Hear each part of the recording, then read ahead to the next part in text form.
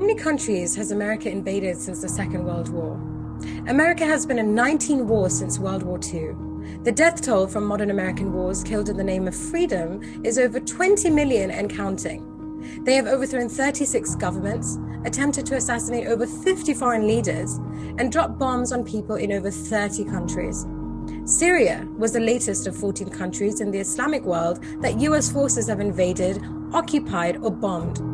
But you believe your American media when they say Putin is a crazy warmongering dictator.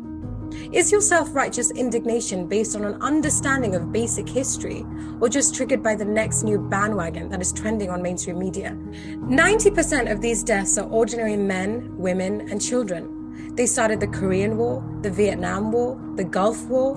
In the last 60 years or so, the list of countries the US invaded includes Bosnia, Cambodia, the Congo, Cuba, El Salvador, Guatemala, Indonesia. There's been wars in Iraq, wars in Afghanistan, wars in Syria, Central America.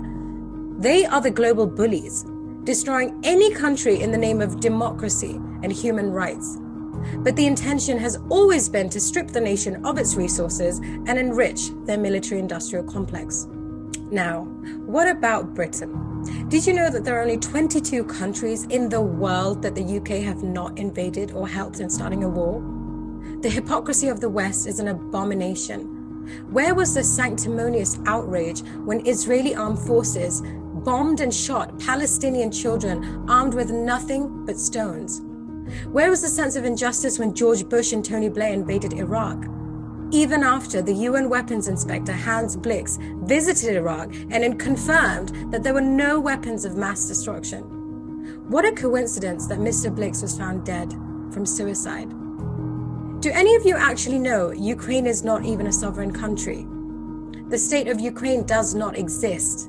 If people just stopped and educated themselves before flinging themselves into a frenzy of indignant theatrics all over social media, they would discover that in 2014, UN Secretary General Ban Ki-moon stated that since December 1991, Ukraine has not registered its borders as an independent country. Ukraine is still under the territory of Russia, and everything that happens in this area is in fact an internal matter of Russia. And as far as Putin is concerned, there is no invasion. But now suddenly you're all Ukrainian. You all stand with George Soros, Hillary Clinton, and Marina Abramovich.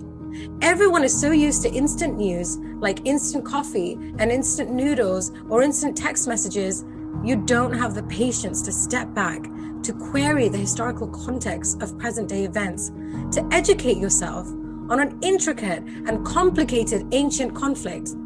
So my question is, when everyone starts shouting on the rooftops that today they stand with Ukraine, do they realize that they're actually standing with Russia?